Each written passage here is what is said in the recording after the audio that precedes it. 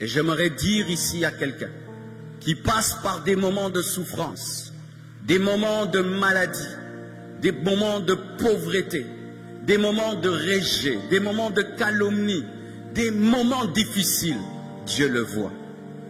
Dieu le voit. Dieu voit. Il est avec toi dans la vallée de l'ombre de la mort. Il est avec toi dans la fournaise de feu. Il est avec toi dans la fosse aux lions. Il est avec toi dans la prison. Il est avec toi quand tu es Job le riche, mais il est aussi avec toi quand tu es le pauvre Job. Il est avec toi lorsque tu traverses la vallée de l'ombre de la mort. Il est avec toi quand tu pleures. Il est avec toi quand tu as des questions. Il est avec toi quand tu souffres. Il est avec toi quand tu as des défis. Il est avec toi et il connaît. Avant même que tu ne pries, il sait et il connaît ton problème. Avant même que tu ne lèves ta voix, il est au courant parce qu'il vit avec toi. Il connaît. Quand la souffrance atteint l'homme, l'homme a souvent tendance à dire, est-ce que Dieu voit? Mais si Dieu voyait, pourquoi il ne change pas ma situation? Si Dieu était au courant, pourquoi il ne change pas? Lui n'est pas un homme, il n'est pas pressé et il arrive toujours à temps. Alléluia, alléluia. Dieu marche lentement comme un roi, mais n'est jamais en retard. Sois calme, il connaît et il agira en son temps. Quand tu souffres, sache que Dieu connaît. Amen. Il dit à cette église, je connais ta tribulation, je connais tes souffrances, je connais tes combats. Dieu connaît, Dieu connaît, Dieu compte chacune de tes larmes. Dieu entend quand tu cries, Dieu te voit même quand tu pleures dans la douche et que tu veux mélanger tes larmes à l'eau. Il sait ça c'est l'eau, ça ce sont tes larmes. Il est capable de voir les larmes même d'un poisson dans l'eau. Il entend même le cri d'un enfant dans le ventre de sa maman. Alléluia. Il a entendu même la prière de Jonas dans la bouche du poisson. Dieu connaît. Dieu connaît mon frère. Dieu connaît. Même ce que tu ne peux pas partager, Dieu connaît. Même ce que tu ne peux dire à ta femme, à ton mari, à tes frères, à tes soeurs, à tes enfants, Dieu connaît. Dieu connaît ta souffrance, Dieu connaît ta douleur. Dieu est au courant et il respecte ta souffrance. Dieu respecte ta souffrance, mon frère. Ne pense pas que Dieu prend à la légère ta souffrance. Ne pense pas que tu pries un Dieu insensible. Jésus-Christ le glorifié vient parler à une église en lui disant, je connais ta tribulation. Il peut dire, ne me parle pas de tribulation. Je suis glorifié malgré qu'il est ressuscité. Il sait qu'un homme peut souffrir. Pourquoi? C'est un souverain sacrificateur qui a goûté à l'humanité des hommes. Ainsi il peut connaître la souffrance de l'homme. Oh, donne-moi l'amen. Oh, Dieu devait devenir un homme afin qu'il connaisse c'est quoi avoir faim. Dieu devait devenir un homme afin de savoir c'est quoi d'être tabassé. Dieu devait devenir un homme afin de savoir c'est quoi de dormir dehors. Jésus a dormi dehors. Jésus était tabassé. Jésus était rejeté. Et quand il est rejeté, il sait ce que tu sens parce qu'il a vécu.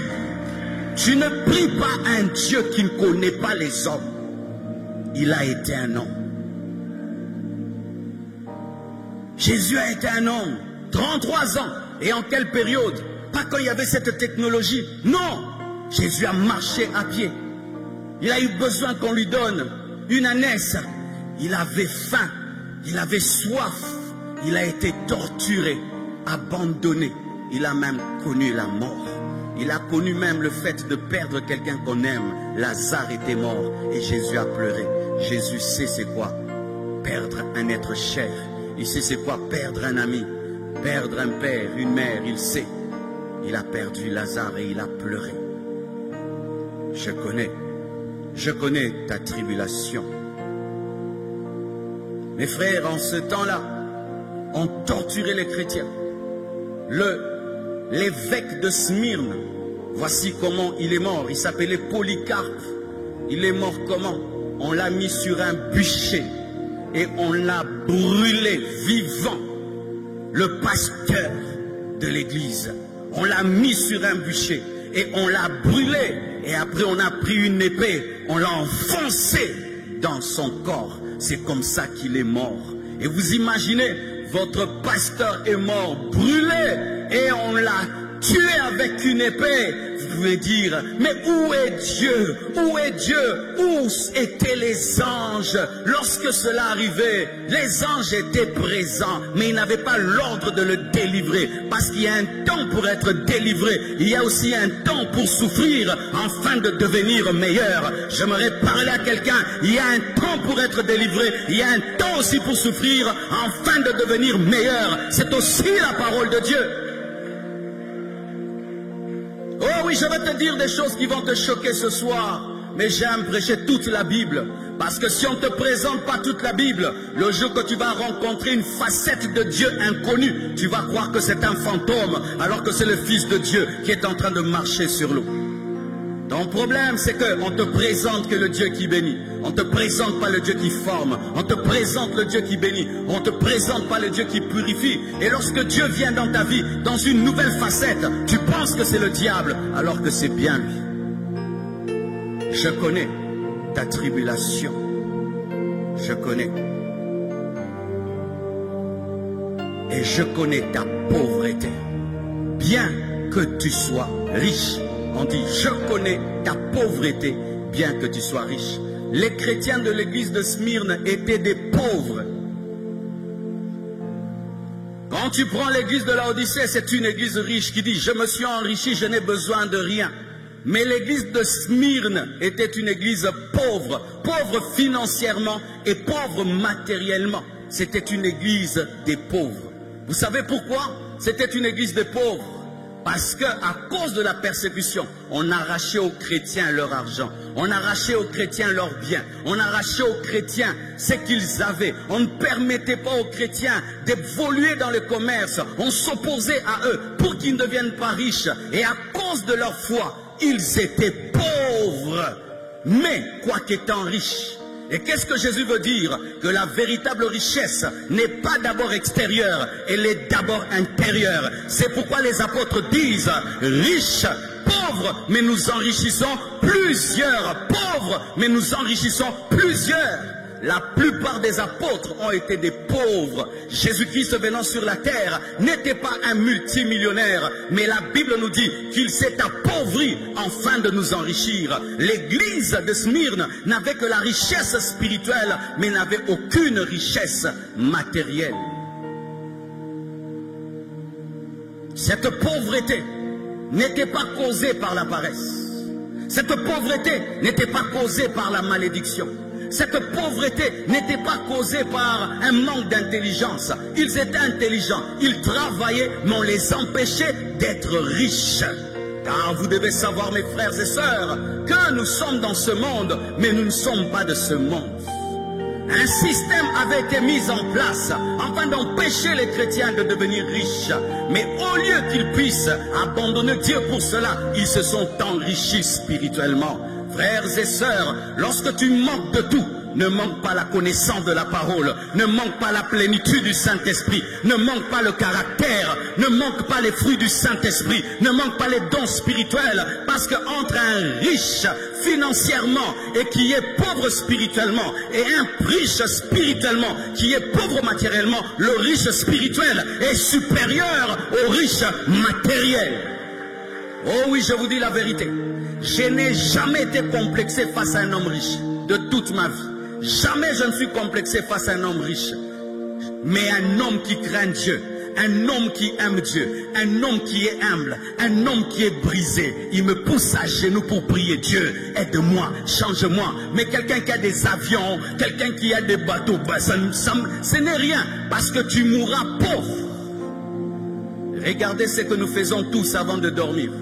Nous enlevons les bagues, nous enlevons les montres, nous enlevons les chaussures. Imagine, lorsque tu veux essayer la mort par le sommeil, tu te dépouilles toi-même. Mais quand la véritable mort viendra, tu seras dépouillé. Chaque fois que vous dormez, que cela vous prêche, que vous allez tout abandonner. Tu dors avec un pyjama bizarre, d'autres dorment torse nu, d'autres dorment même nus, d'autres, est-ce que tu dors avec tes chaussures, tu dors avec ta ceinture, tu dors avec l'autre, vous enlevez vos mèches, vous enlevez tout, mais vous voulez dormir. Mais il y a un sommeil qui arrive, qui s'appelle la mort. Tu n'emporteras même pas une ceinture, même si on te donne une ceinture, ce ne sera pas ta ceinture. Cette église n'était pas pauvre, elle était seulement pauvre matériellement. C'est pourquoi chrétien, ne dis jamais que tu es pauvre. Dis je suis pauvre matériellement, je suis pauvre financièrement, mais je ne suis pas pauvre. Parce que quand on dit que tu es pauvre, on dit quoi que riche, donc tu es riche. Je n'ai pas de voiture, mais je suis riche. C'est ce qu'il faut dire. Je ne suis pas marié, mais je suis riche. Alléluia. Je n'ai pas de maison, mais je suis riche. Je n'ai pas de compte en banque, mais je suis riche. Je suis riche spirituellement. Parce que la richesse spirituelle et la richesse matérielle et la richesse spirituelle est supérieure à la richesse matérielle. Malheureusement dans les églises, on respecte les gens sur base de leur richesse matérielle. On respecte les gens sur base de leur maison, de leur voiture. Et les gens qui ont des voitures et des maisons se trouvent supérieurs à l'église. Non, à l'église, les supérieurs, ce sont les gens qui ont l'onction, qui ont la parole et la connaissance de Dieu. On ne prêche pas ici parce qu'on a une voiture. On n'enseigne pas ici parce qu'on a des maisons. On prêche parce que tu as une richesse spirituelle. Alléluia. Dans l'église, la primauté, c'est la richesse spirituelle. Les grands chrétiens ne sont pas les chrétiens riches, ce sont les chrétiens riches spirituellement. Frères et sœurs, cette église était pauvre parce qu'elle était combattue. Et je vous assure, mes frères et sœurs, cela va arriver et je vais en parler. Sa pauvreté venait d'un système opposé à son développement.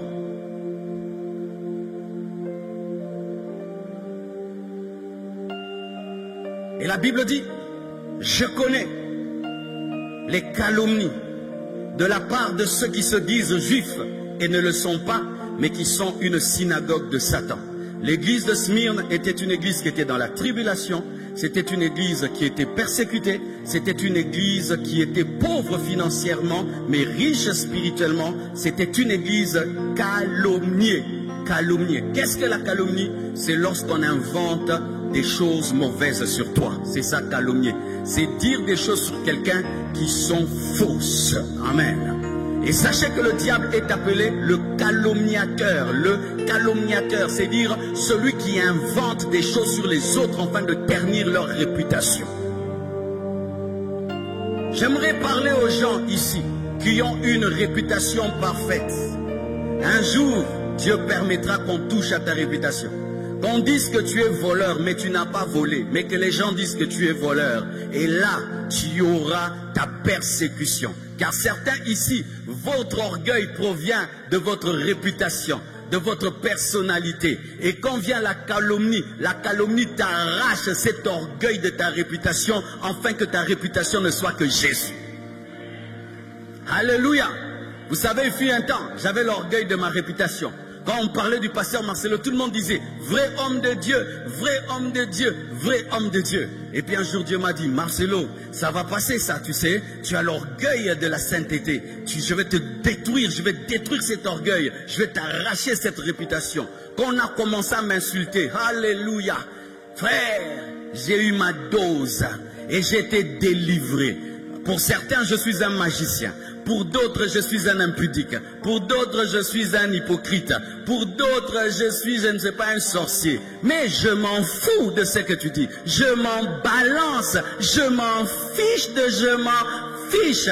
Faites les vidéos comme vous voulez. Mettez des titres. Mettez mes yeux rouges. Mettez des dragons derrière moi. Et des serpents. Je m'en fous. Ça vous permet de payer les loyers, de payer l'électricité et d'envoyer vos enfants à l'école parce que ça vous donne des vues. Mais je m'en fous de je m'en fous. Si tu crois en moi, gloire à Dieu, tu quittes l'église parce qu'on m'a insulté sur internet. Je continue mon chemin. On se rencontrera au ciel et tu te rendras compte que j'étais un chrétien comme toi. J'étais un enfant de Dieu comme toi. Mais regarde comment je parle aujourd'hui. Mais avant, je ne parlais pas comme ça. C'était oh Seigneur. Et vraiment que j'étais un bébé.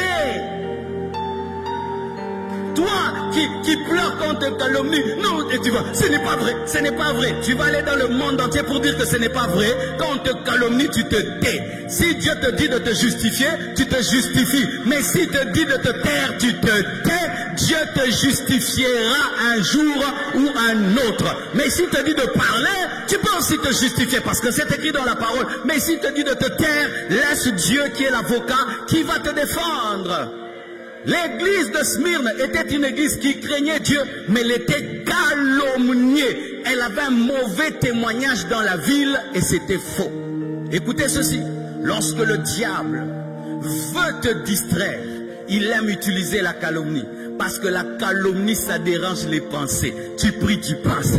Tu jeûnes, tu penses. Il veut captiver tes pensées. Ne vous laissez jamais dominer par la calomnie. Oubliez la calomnie et concentrez-vous sur les gens qui vous aiment et surtout sur l'amour de Dieu et ce qu'il dit de vous. Je suis ce que Dieu dit que je suis. Tu es ce que Dieu dit que tu es. Si tout le monde dit que tu es impudique, mais toi tu sais que tu es chaste, continue ta route. Un jour Dieu va te donner la couronne des chastes et ils sauront que tu n'as jamais été un impudique. Si tu n'as pas la magie, ne dis pas partout je n'ai pas la magie. Opère dans l'onction du Saint-Esprit et ils vont voir la différence. Mais c'était une église calomniée sur le chemin de ta vie. Dieu permettra un jour que tu sois calomnié. Qui est prêt? Même si tu n'es pas prêt, ça t'arrivera. Je ne te maudis pas, je te parle de la vie chrétienne. Et la Bible dit, heureux serez-vous lorsqu'on vous calomniera à cause de moi. C'est un bonheur que d'être calomnié pour Jésus. Oh, gloire à Dieu. Tu fais des miracles, on dit c'est la magie, gloire à Dieu. L'église grandit, on dit c'est la magie, gloire à Dieu. Tu as du succès, on dit que tu as l'onction satanique, gloire à Dieu. Et sachez qu'on ne calomnie que les gens qui font des grandes choses. Si tu ne faisais rien, on n'allait pas te calomnier. Ça prouve que tu portes des fruits. Ça prouve que tu as de l'impact. Ça prouve que tu existes. Oh, donne-moi la main. Quand on calomnie votre pasteur, ne fuyez pas l'église. Oh, pourquoi c'est toujours lui? Mais parce qu'il y a l'impact. Toi qui poses souvent cette question, pourquoi c'est notre pasteur toujours sur Internet? On dit, c'est l'impact, frère, c'est l'impact. 994 000 abonnés sur YouTube. Quand quelqu'un seulement lit ça, il a 900 000 abonnés. Oh, si je l'insulte, j'aurai 100 000 abonnés. Il commence à m'insulter. Comme ça, il est connu. Laissez-les. Toi, continue ton chemin. Donne-moi la main. Tu connais le succès du pain? Avec le pain, on met la moimbe. Sur le pain, on met les arachides, on met la confiture. Des fois, tu peux mettre les boudins, les jambons. Quand tu es le pain, on fera de toi tout ce qu'on veut. Soit les pains, soit le pain, demeure le pain. Laisse-le te vendre, te bouillir, te griller. Mais toi, demeure le pain, demeure le chrétien. Avance et continue. La Bible dit, je connais les calomnies qui viennent de qui? Qui viennent des juifs, qui disent qu'ils sont juifs, mais qui ne le sont pas, de ceux qui s'appellent juifs, mais qui ne le sont pas. Pour dire quoi? La calomnie de certains chrétiens viendront des faux chrétiens. Vaut mieux que les païens calomnient les chrétiens. Mais quand ce sont les chrétiens qui calomnient les chrétiens qui calomnient d'autres chrétiens deviennent la synagogue de Satan. Donne-moi la main, c'est écrit, il faut mettre le verset. Hein? Alléluia. La Bible dit, de ceux qui se disent juifs, mais qui ne le sont pas, mais qui sont la synagogue de Satan. Vous savez ce qu'il y avait dans l'église de Smyrne?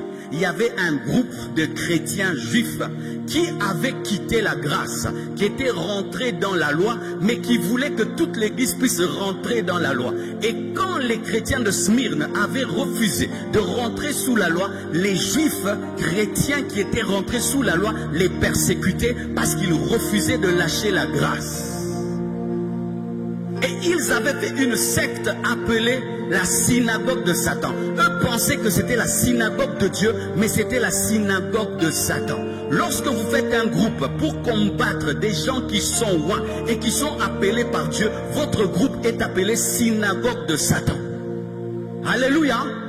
C'est pourquoi ne t'hasarde jamais de comprendre quelqu'un sans le comprendre. Ne t'hasarde jamais. Entraîne dans un groupe qui parle du mal d'un oint de Dieu sans comprendre les choses. Tu peux glisser et te retrouver dans la synagogue de Satan. On devient la synagogue de Satan lorsqu'on devient le disciple du calomniateur. Car celui qui calomnie est disciple du diable. Tu deviens fils spirituel du diable et tu entres dans l'église du diable. L'église gagne les âmes par l'évangélisation. La synagogue de Satan gagne les âmes par les calomnies. Alléluia. Et la Bible dit des faux juifs qui disent être juifs mais qui ne le sont pas. Des chrétiens qui se disent chrétiens et qui ne le sont pas. Et c'est parmi les choses qu'il y a dans ce pays. Tu vois un faux serviteur de Dieu, mais c'est lui à qui on donne le droit de dire qui est vrai, qui est faux, qui est vrai, qui est faux. Au Congo. Et des gens le consultent comme Google pour connaître qui est serviteur de Dieu ou pas. Vraiment, ces pays, vraiment. C'est le Saint-Esprit qui détermine les vrais hommes de Dieu. Ce n'est pas un homme. Pourquoi? L'homme peut être jaloux des autres. Amen. Hein? Ne va pas consulter un homme pour avoir le témoignage du ministère d'un homme. Va auprès de Dieu qui te donne le témoignage d'un homme de Dieu. Alléluia. Dieu a parlé à la Sunamite et lui a dit c'est un saint homme de Dieu. Si tu es dans cette église par les hommes, tu quitteras par les hommes. Mais si tu es dans cette église par Dieu, tu resteras par Dieu. Ne prie pas dans une église parce que les hommes t'amènent. Même si un homme t'amène, il faut que le Saint-Esprit te témoigne sur l'homme de Dieu. Et ainsi, quoi qu'on te dise sur l'homme de Dieu, tu vas demeurer dans l'église. Mais si tu es là par mouvement, un autre mouvement contraire appelé synagogue de Satan peut venir et va te perdre. Est-ce que tu comprends ce que je dis?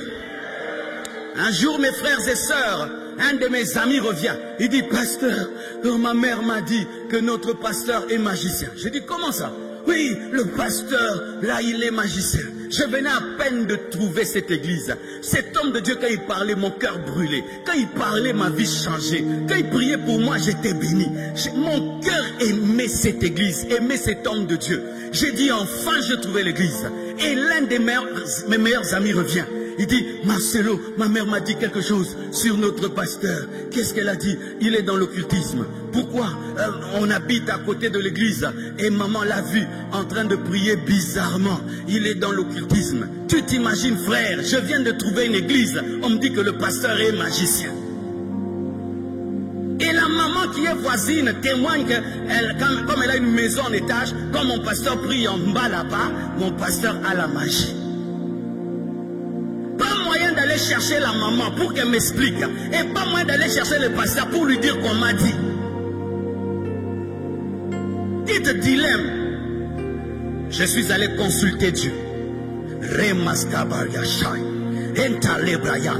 Seigneur Dieu de gloire, je crois que c'est toi qui m'as envoyé dans cette église. Mais écoute ce que la mère de mon ami a dit. Seigneur Dieu de gloire, est-ce qu'il est ton serviteur ou pas? Dieu ne m'a rien dit en termes de mots. Il m'a parlé en termes de paix. Parce que ce n'est pas parce que tu parles que Dieu doit parler. Dieu a plusieurs manières de parler. Il n'a pas répondu en parlant, mais il a répondu par la paix. Et j'ai eu seulement la paix. Et j'ai continué à aller à l'église. Mais vous savez ce que j'ai découvert? C'est que la maman de mon ami, elle était sorcière. Elle ne supportait pas le feu de l'église. Donc c'est une sorcière qui a voulu me faire quitter une bonne église. Et je suis resté dans cette église pendant 4 ans. Après 4 ans, le pasteur m'a imposé les mains et j'ai reçu la puissance. Comme tu me vois là, j'ai reçu. Si j'avais écouté cette femme, je n'allais pas être ce que je suis aujourd'hui.